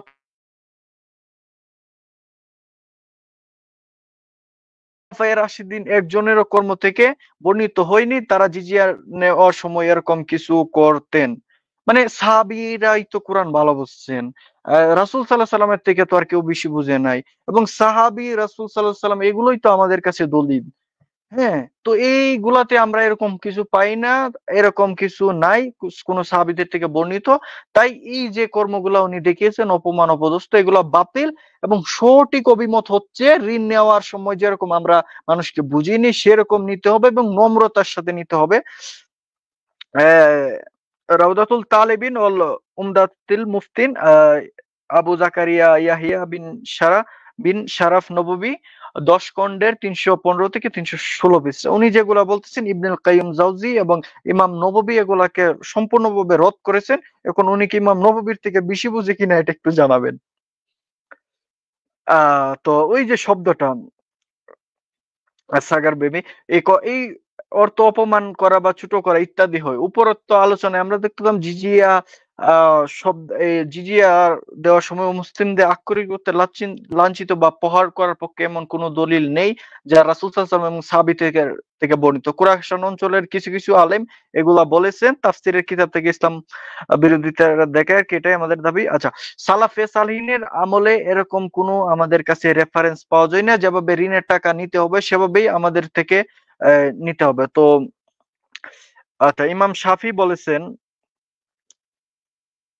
এই যে ইসলামের বিধান হচ্ছে আচ্ছা,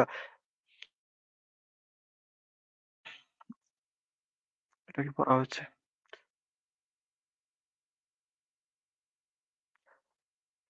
আচ্ছা আচ্ছা আচ্ছা, ইবনু কুদাম আল মাকদিসি বলেন সিগারও হচ্ছে জিজিয়া দেওয়ার পর তাদের আনুগত্য এবং মুসলিমদের বিধিবিধান উপর তাদেরকে বলবৎ হওয়া। জিজিয়া আদায়ের ব্যাপারে কোনো কঠোরতা করবে না ও মুসলিমদের পরিশোধ করতে সক্ষম না হলে তাদেরকে কোনো শাস্তি দেয়া যাবে না। তো ওই যে এই আয়াতের ব্যাখ্যা ইমাম ইবনে কুদামা আল মাকদিসি, আপনার একটু গুগলে একটু দেখে নেবেন ইবনে কুদামা আল মাকদিসি কে। তো বলতেছে যদি তারা জিজিয়া না দিতে সক্ষম হয় তাদেরকে কোনো প্রকারই শাস্তি দেওয়া যাবে না। তারপর হযরত ওমরকে জিজ্ঞেস করলে লাঠি, চাবুক ইত্যাদির কোন রূপ চাপ অত্যাচার ভীতি রেখে সংগ্রহ করেছো? তিনি বললেন হ্যাঁ, যাবতীয় প্রশংসা আল্লাহ।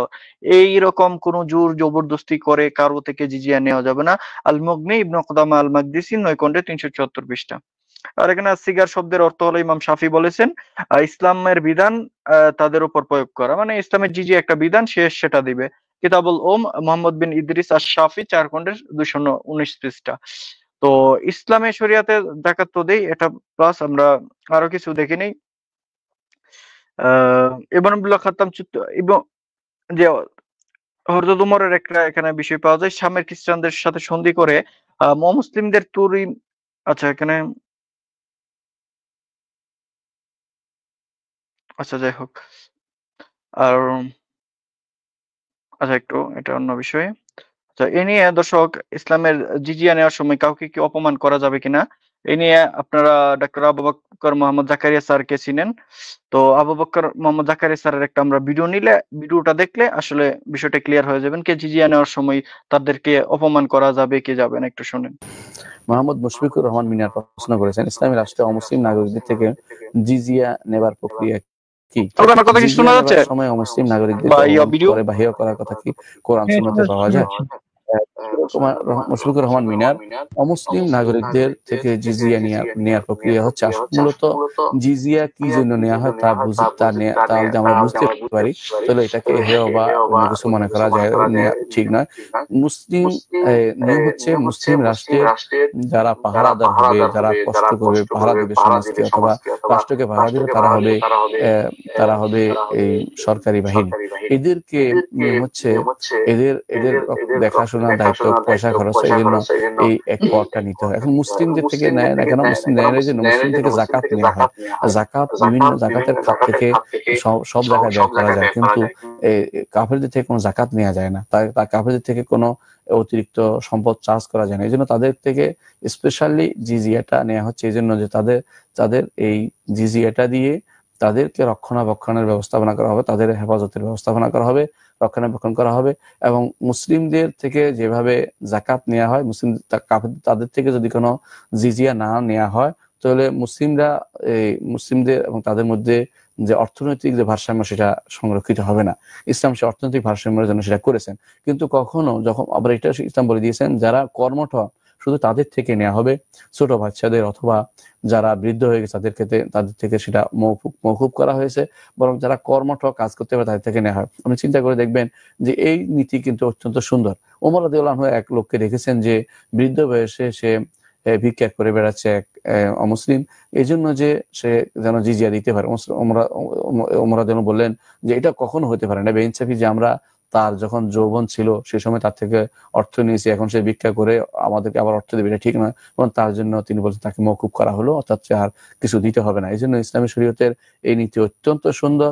কখনো সেখানে মুসলিমদেরকে কিছু পাওয়া যায় না, অপমান করা হয়েছে এমন কোনো কথা দেখা যায় না, বরং কোরআনে কারিমে যেটা বলা হয়েছে হাত্তা ইউতুল জিজিয়াতা আন ইয়াদিন ওয়া হুম সাগিরুন, এটা হচ্ছে যখন মুসলিমরা, কাফেররা সেখানে এমন অবস্থায় হবে যে তারা নিজেরা আমাদের উপরে, অর্থাৎ মুসলিমরা সেখানে জয়ী, কাফেররা জয়ী নয়, এটা বলা।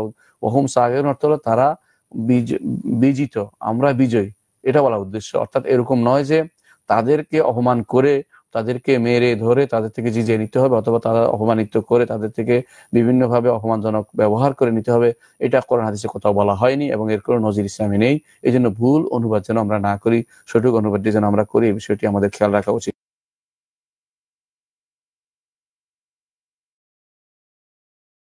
তো দর্শক, আপনারা অবশ্যই আবু বকর জাকারিয়া স্যারকে চিনেন, মদিনা থেকে উনি পিএইচডি নিয়েছেন এবং উনি ইসলাম সম্পর্কে ভালো জানেন, এটা নাস্তিকরাও জানে। আপনারা অবশ্যই আবু বকর জাকারিয়া স্যারকে চিনেন, মদিনা। তো এই বিষয়টা হলো যে উনি বলেছেন যে কিছু কিছু অনুবাদে এবং কিছু কিছু আলেমরা এই ভুল করেছেন। ইসলামী রাষ্ট্রে অমুসলিমরা যেরকম জিজিয়া দেবে, আর এই জিজিয়া দেবে এবং মুসলিমরা সেখানে জাকাত দেবে, এবং মুসলিমরা যদি চায় জিজিয়া না দিয়ে তারা ইসলামিক মুসলিমদের সাথে দেশ পাহারার কাজে, রক্ষার কাজে থাকবে, তাহলে তাদেরকে তো জিজিয়া দিতে হবে না, এবং গরিবদেরকে উল্টো বাইতুল মাল থেকে উল্টো দান করবে, জিজিয়া নেওয়ার প্রশ্ন নাই। বৃদ্ধ, শিশু, নারী তাদেরকে দেওয়া হবে। এবং এখানে উনি যে অমানবিকের কথা বলতেছেন, অমানবিকের কোনো এখানে কাজই নেই। উনি যে পয়েন্টটা মেক করছিলেন, তো আমি তো টেক্সট অপমান, আর এখানে পরিমাণটাও হযরত আবু বকরের সময় একটা ছিল, আরো যেগুলো আমরা দেখতে পারি। এবং জিজিয়া হবে সেটা হবে মানুষের আর্থিক সামর্থ্য অনুযায়ী। তো আর্থিক সামর্থ্য অনুযায়ী যতটুকু পারে কোনো অত্যাচার দিয়ে হবে না, এবং কেউ না জিজিয়া না দিলেও তার উপর কোনো শাস্তি প্রয়োগ করা যাবে না, ইবনে কুদামা আল মাকদিসি। এবং অপমান করতে হবে এই নিয়ে কোনো কোরআন সুন্নাতে কোনো দলিল নেই।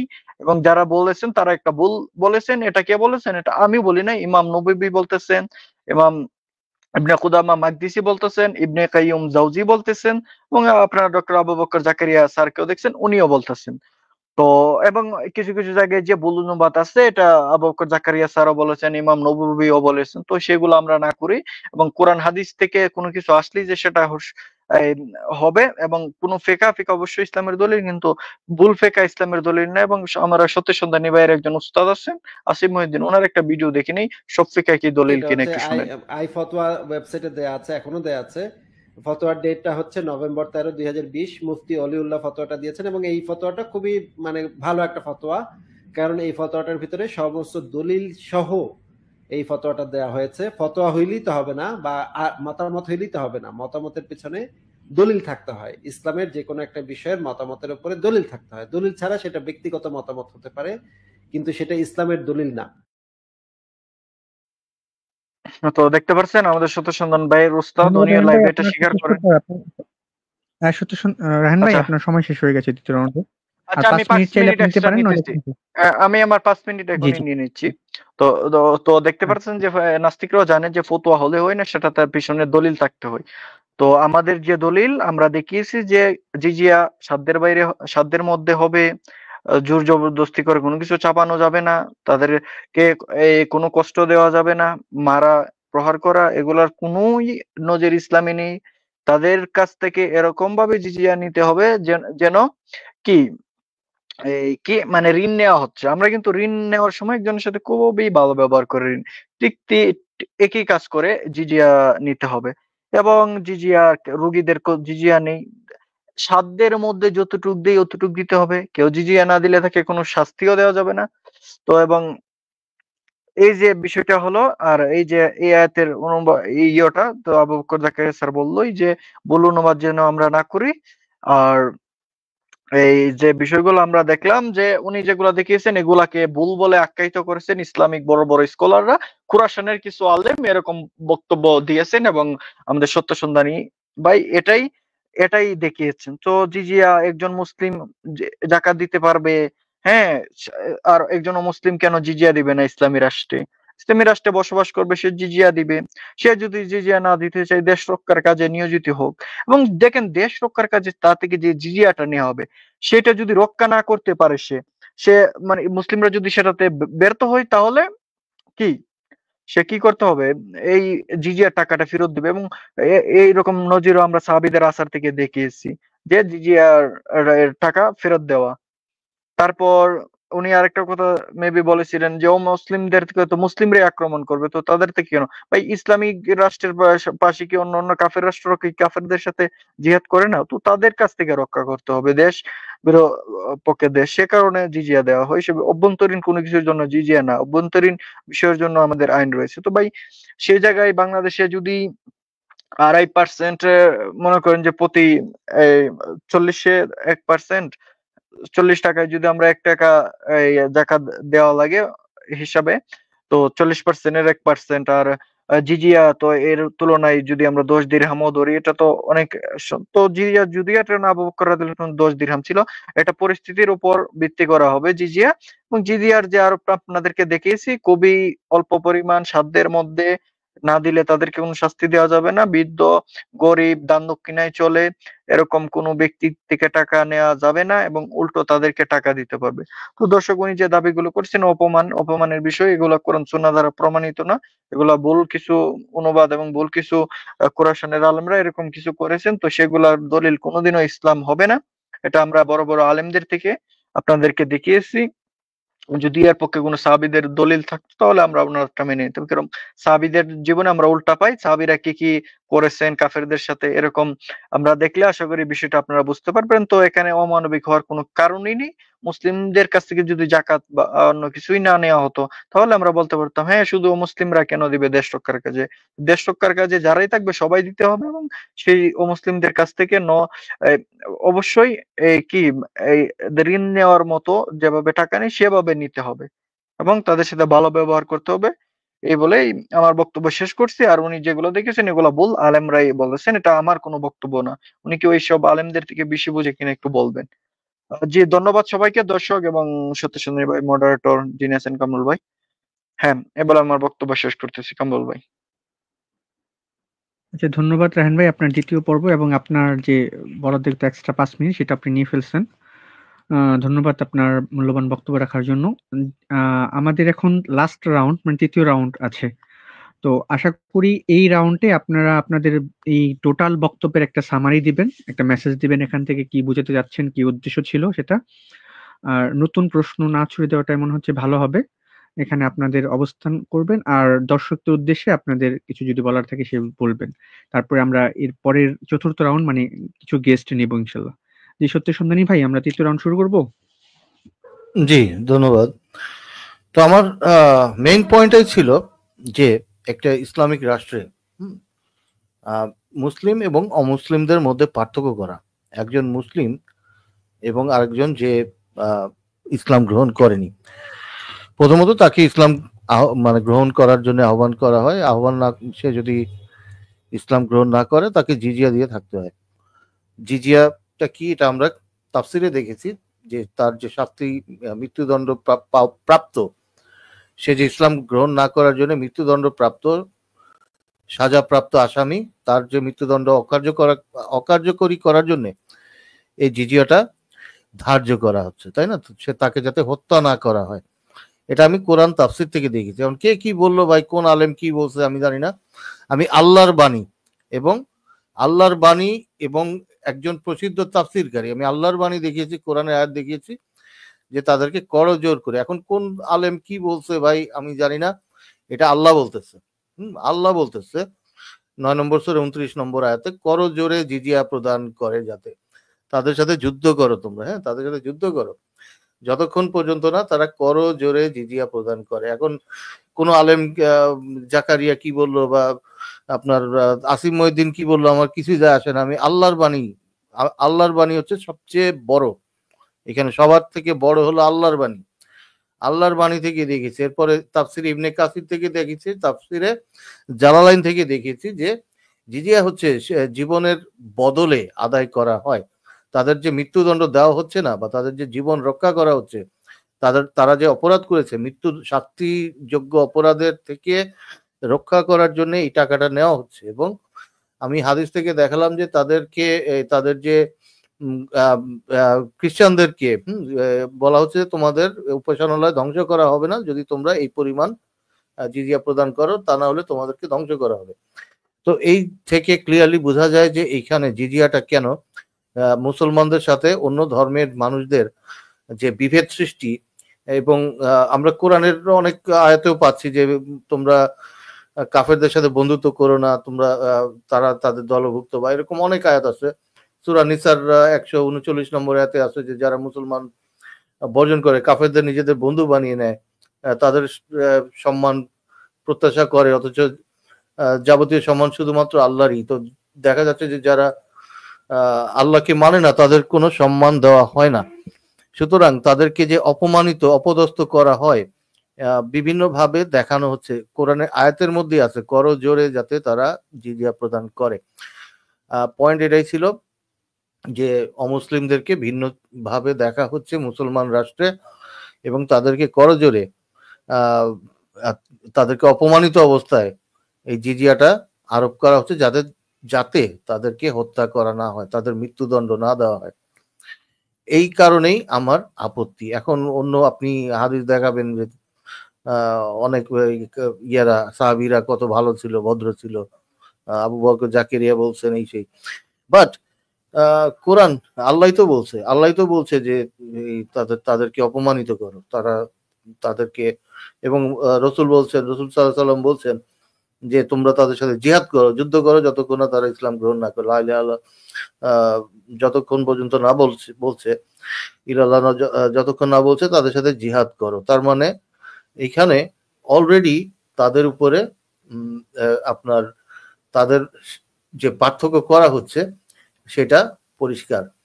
সুতরাং আমার মনে হয় যে আর কিছু বলার প্রয়োজন আছে। আপনারা দর্শক বুঝে নেবেন যে এটা কতখানি মানবিক। জি, ধন্যবাদ। জি, ধন্যবাদ সত্য সন্ধানী ভাইকে তার মূল্যবান বক্তব্য রাখার জন্য। এরপর আমরা গেস্ট করব। রায়হান ভাই, আপনার শেষ 5 মিনিট। জি। ভাই এখানে ডিবেটটা হচ্ছিল জিজিয়া নিয়ে। জিজিয়া কি মানবিক নাকি? এখন কিতাল উনি বারবার নিয়ে আসছেন, যদিও আজকের টপিক কিতাল না। আর তাদেরকে হত্যা করা হচ্ছে না, এর জন্য জিজিয়া দেওয়া হচ্ছে। বিষয়টা হলো জিজিয়া তাদেরকে হত্যা করা হচ্ছে না, এটা জিজিয়ার নিয়ে আমরা জিহাদের বিষয়টা আসবে। জিহাদ নিয়ে যেহেতু টপিক না, সংক্ষেপে আমি এই হাদিসটার ব্যাখ্যাটা একটু দিয়ে দিই। লা ইলাহা না বলা পর্যন্ত আমি লোকদের বিরুদ্ধে যুদ্ধ করতে আদিষ্ট হয়েছি। যদি তারা লা ইলাহা ইল্লাল্লাহ বলে তবে আমার পক্ষ থেকে জানমাল রক্ষা নেবে। তো এই হাদিসের ব্যাখ্যায় আহ শেখুল ইসলাম ইবনে তাইমিয়া বলছে এই হাদিস দ্বারা তাদের সাথে যুদ্ধ করাতে বোঝায় যাদের সাথে আমাদের যারা আমাদের সাথে যুদ্ধ করছে, যাদের সাথে আল্লাহ যুদ্ধ করার অনুমতি দিচ্ছেন, তাই এই হাদিসকে তাদের বোঝায় না যারা আমাদের সাথে চুক্তি করেছে, যারা আমাদের সাথে অঙ্গীকার পূরণের নির্দেশ দেয়। এই হাদিসের ব্যাখ্যা ইবনে হাজম ক্লাসিক্যাল ইবনে রজব আল হাম্বল বলেছেন, তাদের মধ্যে কেউ কেউ মনে করেছিল যে এই হাদিসের অর্থ অবিশ্বাসীদের সাথে যতক্ষণ লড়াই করা উচিত যতক্ষণ না তার ইমানের সাথে ইবাদত করে। এর মানে আনুমানিক তাদের এই অনুমান বিতর্কিত, কারণ নবী সাল্লাল্লাহু আলাইহি ওয়াসাল্লাম অবিশ্বাসীদের সাথে তার যুদ্ধ বিপরীত ঠিক তেমনি বিপরীত চিত্র উপস্থাপন করে। তারপর উনি বলছিলেন যে করজোরে যেটা আল্লাহ বলছেন, উনি তো ভাই বাংলা পড়তেছে, বাংলা পড়ে যে অনুবাদে বলি এটা তো আবু বকর জাকারিয়া স্যারই বলছে। ইমাম নববী তো ছিলেন আরব, উনি কি ইমাম নববী থেকে বেশি বুঝেন? ইমাম নববী কি বলছেন আবারও বলে দিই। ইমাম নববী কে ছিল? যারা না চিনেন একটু গুগলে ইমাম নববীর নামটা লিখে সার্চ দিবেন, পরে নিবেন উনি যা লিখে গেছেন, উনি কি করছেন একটু চিনে নেবেন। এই যে উনি যে কিছু তাফসীর দেখেছেন এবং কোরআনের আয়াত বলতেছেন দেখেছেন, কোরআনের আয়াত তো আরবিতে হবে, তো বাংলা হবে না। বাংলা অনুবাদে যে বলেছে এটা আবু বকর জাকারিয়া স্যার বলছে, এবং ইমাম নববী কে বলছে শুনেন, অনুবাদে যে ভুল করছে এটা। আমি ইমাম নববী বলছি এ সমস্ত কর্মকাণ্ডে মানে অপমান ঠেলে দিতে হবে, দাড়ি ধরতে হবে, এগুলা কোনোই গ্রহণযোগ্যতা আমার ভিত্তি আমাদের জানা নেই। এগুলো কেবলমাত্র কুরাইশের কিছু আলেম উল্লেখ করেছে, অধিকাংশ উলামা উল্লেখ করেছেন জিজিয়া নিতে হবে নম্রতার সাথে। নম্রতার সাথে এবং ঋণ নেওয়া হচ্ছে এমন ভাবে যেন ঋণ নেওয়া হচ্ছে সঠিক অভিমত। উল্লেখিত সমস্ত কর্মপন্থা এবং যারা এগুলো উদ্ভাবন করছে তাদের উচিত এসব থেকে পরিত্যক্ত করা। নববীরা ইমাম নববী বলছেন যারা এই যে কুরাইশের আলেম যা ওই যে সত্য সন্ধানী ভাই যেগুলো বলছেন এগুলাকে পরিত্যাগ করার জন্য বলতেছেন। অনুরূপ বলেছেন ইবনে কাইয়ুম জাওজি, আলী ইবনে কুদামা মাকদিসি, ওনারাও সেম বলছেন। ওনারা তো ছিলেন আরব এবং কোন সাহাবী এগুলা করে নাই, তো আমরা কেন অপমান? এবং আল্লাহ কোরআনের আয়াতে কি বলছে, আরবদের থেকে কি বাংলা অনুবাদে ভুল হচ্ছে, এবং বাংলাদেশের যে একজন আলেম আবু বকর জাকারিয়া স্যার ওনারটা দিয়ে আমরা দেখালাম অপমান টপমান করা যাবে না। উনি তাফসির দেখেন ভাই, আপনার এই তাফসিরের থেকে অনেক আগে এই হচ্ছে ইবনে কুদামা মাকদিসি, ইমাম নববী এবং ইবনুল কাইয়্যিম জাওজি, উনারা বিশ্ববিখ্যাত আলেম, উনারা সর্ব জায়গায় গ্রহণযোগ্য। বাংলাদেশে যেগুলো ভুল হচ্ছে তো বাংলাদেশের আলেমরাই বলতেছে এগুলাতে ভুল হচ্ছে। ভুল কেন হচ্ছে? কারণ উনাদেরটা ভুল, কারণ এরকম কোনো কিছু পাওয়া যায় না যে অপমান করা লাগবে। আর কোরআনের আয়াতের ব্যাপারে তো আবু বকর জাকারিয়া স্যার বলছে এখানে কেউ ভুল অনুবাদ করছে, আপনি সেই ভুল অনুবাদকে নিয়ে এসে এখানে উপস্থাপন করতেছেন। তো জিজিআর নেওয়াটা আমরা এমন ভাবে নেব যেটা ঋণ নেওয়ার মতো হচ্ছে এবং নম্রতার সাথে, যেমন সাহাবীদের আসার, কেউ যদি জিজিয়া না দিয়ে তাকে কিছু করা যাবে না, শাস্তি দেওয়া যাবে না। আর কেউ যদি অভাব হয় জিজিয়া মাফ তো করতে হবে, তাকে বাইতুল মাল থেকে সম্পদ দিতে হবে। এই হচ্ছে ইসলামের বিধান। জোর করে অপমান অপদস্থ কোরআনও এরকম কিছু বলে নাই যেটা ভুল, উনি বারে এটা উপস্থাপন করতেছে। তো দর্শকরা আশা করি আপনারা একটু উসুলগুলা বোঝার চেষ্টা করবেন এবং সঠিকটা কি আসলে একটু যাচাই করবেন। আমাদের রেফারেন্স গুলা বা সত্য সন্ধানী ভাই যেগুলা দেই ওগুলো একটু যাচাই করলে আসলে আপনারা সঠিকটা বুঝতে পারবেন।